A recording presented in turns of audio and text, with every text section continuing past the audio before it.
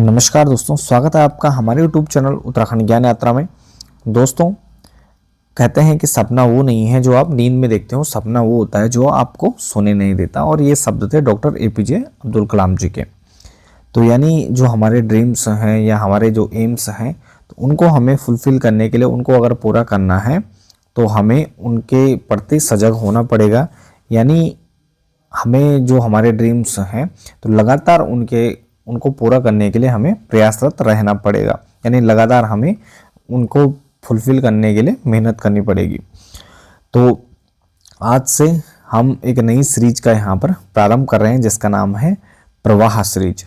और इस सीरीज में होने के वाला है, प्रवाह सीरीज में हम कुछ जो महत्वपूर्ण MCQ हैं उन पर हम चर्चा करने वाले हैं। कुछ PYQ भी हैं जो प्रीवियस ईयर के कई अलग अलग एग्ज़ामों में पूछे जा चुके हैं। यानी MCQ वैसे एग्ज़ाम में आए जैसे, जो हमारे एग्ज़ाम के पॉइंट ऑफ व्यू से महत्वपूर्ण होने वाले हैं। तो उन सभी जो MCQ हैं उन पर हम चर्चा करेंगे और यह सभी महत्वपूर्ण तथ्यों सहित तो होंगे। और साथ ही हमारे जो उत्तराखंड में UKPSC यानी और UKSSC जो अधीनस्थ सेवा चयन आयोग है, ग्रुप CD के जो वैकेंसीज जारी करता है, तो उन सभी की जो परीक्षाएं हैं तो उन सभी के लिए यह काफ़ी महत्वपूर्ण होने वाला है। तो चलिए प्रारंभ करते हैं। तो आज हम पॉलिटी के हमारे 3 महत्वपूर्ण प्रश्न हैं, तो उन सभी पर हम चर्चा करेंगे। और पहला प्रश्न हमारा कि चार्टर एक्ट 1813 के संबंध में निम्नलिखित कथनों पर विचार कीजिए। और यह IAS 2019 में यह प्रश्न पूछा जा चुका है UPSC में प्री में। तो प्रश्न है कि चार्टर एक्ट 1813 के संबंध में इन कथनों पर विचार कीजिए। आपको विचार करना, सबसे पहला जो कथन है कि इसने भारत में ईस्ट इंडिया कंपनी के व्यापार को, एकाधिपत्य को, चाय का व्यापार तथा चीन के साथ व्यापार को छोड़कर समाप्त कर दिया था। तो यानी चार्टर एक्ट में भारत में ईस्ट इंडिया कंपनी का जो व्यापार था उसके एकाधिपत्य को यहाँ पर, और साथ ही चाय का व्यापार और चीन के साथ जो व्यापार था उसको छोड़कर यहाँ पर समाप्त कर दिया गया। तो पहला कथन ये है। दूसरा कथन है कि इसने कंपनी द्वारा अधिकार में ले गए भारतीय राज्य क्षेत्र पर जो ब्रिटिश राज था, यानी ब्रिटिश क्राउन का जो संप्रभुता थी, तो उसको यहाँ पर सुदृढ़ करने का प्रयास किया 1813 का जो चार्टर एक्ट आया था। तीसरा ऑप्शन है या तीसरा हमारा जो कथन है कि भारत का राजस्व अब ब्रिटिश संसद के नियंत्रण में आ गया था। तो इनमें से कौन सा कथन सही है? तो हमारा ऑप्शन है केवल का और 2, यानी फर्स्ट और सेकंड, का और खा मतलब। दूसरा है 2 और 3, तीसरा हमारा केवल 1 और 3, और अंतिम है हमारा 1, 2, 3, यानी का, खा, गा, तीनों।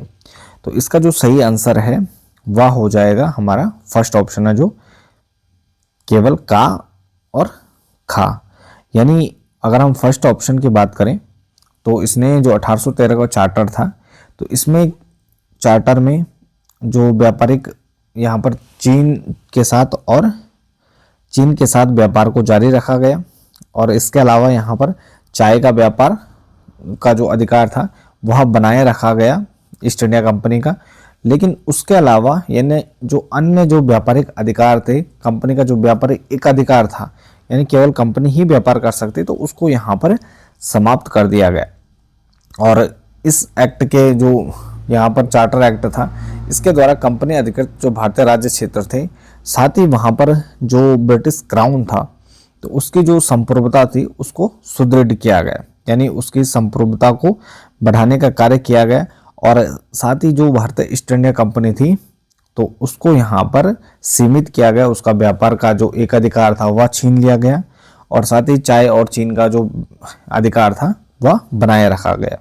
तो इसका जो सही आंसर है तो वह फर्स्ट हो जाएगा। बाकी जो तीसरा ऑप्शन हमारा तीसरा कथन है कि भारत का राजस्व अब ब्रिटिश संसद के नियंत्रण में आ गया था, तो यह जो तीसरा कथन है यह सही नहीं है, क्योंकि यह जो भारत का राजस्व था तो वह 1858 जो अधिनियम आता है तो उसके अधीन यहाँ पर भारत का जो राजस्व है वो ब्रिटिश संसद के अंतर्गत लाया जाता है, तो वह बाद में आता है। तो इसका सही आंसर यहाँ पर ए यानी फर्स्ट हो जाएगा, केवल का और खा।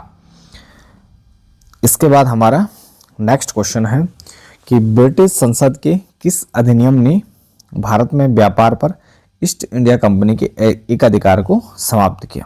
तो इसी में एक स्टेप हम जब आगे बढ़ते हैं तो ब्रिटिश संसद के द्वारा यहाँ पर अधिनियम बनाया जाता है और उसके तहत यहाँ पर जो ईस्ट इंडिया कंपनी जो भारत में यहाँ पर शासन कर रही थी एक प्रकार से, तो उसको जो एकाधिकार था कि वही यहाँ पर भारत में व्यापार कर रही थी, उसको यहाँ पर समाप्त कर दिया जाता है। तो यह किया जाता है, पहला ऑप्शन है हमारा रेगुलेटिंग एक्ट, दूसरा पिट्स इंडिया एक्ट, तीसरा 1813 का चार्टर और डी कोई नहीं। तो इसका सही आंसर हो जाएगा हमारा 1813 का चार्टर। तो इसमें हम क्या देखते हैं, अभी जैसे हमने भारतीय संसद किस अधिनियम ने भारत में व्यापार पर ईस्ट इंडिया कंपनी के एकाधिकार को समाप्त किया गया। तो एकाधिकार यहाँ पर अभी हमने पढ़ा कि जो ईस्ट इंडिया कंपनी थी तो उसका जो एकाधिकार था तो उसको यहाँ पर चार्टर एक्ट 1813 में ही समाप्त कर दिया। केवल यहाँ पर चाय और चीन के साथ व्यापार का जो एकाधिकार था वह बनाए रखा गया, बाकी अन्य क्षेत्रों में व्यापार का जो एकाधिकार था उसको यहाँ पर समाप्त किया जाता है। तो इसका जो सही आंसर है तो वह सी हो जाएगा 1813 का चार्टर एक्ट। इसके बाद हमारा तीसरा जो प्रश्न है तो यह यूपी पीसीएस प्री में पूछा जा चुका है 2012 में। तो प्रश्न है कि किस अधिनियम ने भारतवासियों को अपने देश के प्रशासन में कुछ हिस्सा लेना संभव बनाया। यानी भारतवासियों के द्वारा देश के प्रशासन में प्रतिभाग किया गया और कुछ हिस्सा मतलब उनमें प्रतिभाग करना संभव करवाया। तो पहला ऑप्शन चार्टर एक्ट 1833, दूसरा है चार्टर एक्ट 1853, तीसरा है गवर्नमेंट ऑफ इंडिया एक्ट 1858 और डी हमारा इंडियन काउंसिल एक्ट 1861। तो इसका जो सही आंसर है वह हो जाएगा हमारा ए यानी का चार्टर एक्ट 1833। तो चार्टर एक्ट 1833 जो आता है तो इसमें जो इसकी एक महत्वपूर्ण धारा थी 87, तो इसमें कहा जाता है कि किसी भी भारतीय अथवा क्राउन के देश जो देशज प्रजा है तो धर्म, जन्म स्थान, वंशानुक्रम यानी कलर आदि कारणवश यहाँ पर कंपनी के अधीन सेवा के अयोग्य नहीं माना जाएगा। यानी भारत के जो लोग हैं, पहले क्या होता था कि उससे पहले चार्टर एक्ट 1833 से पहले भारतीयों को जो उनकी प्रशासनिक सेवाएं थी या अन्य जो भी राजकीय जो काम काज थे उसमें भारतीयों को शामिल नहीं किया जाता।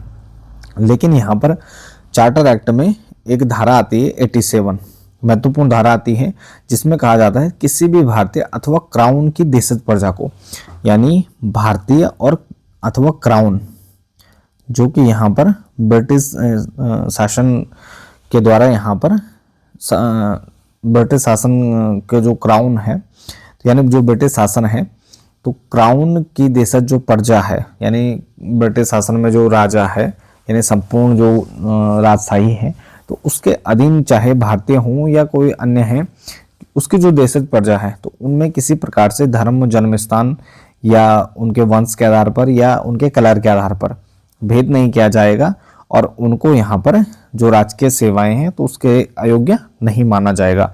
यानी कंपनी के अधीन जो सेवाएं हैं राजकीय सेवाएं उनको अधीन नहीं मतलब उसमें अयोग्य नहीं माना जाएगा, उनको ले सकते हैं।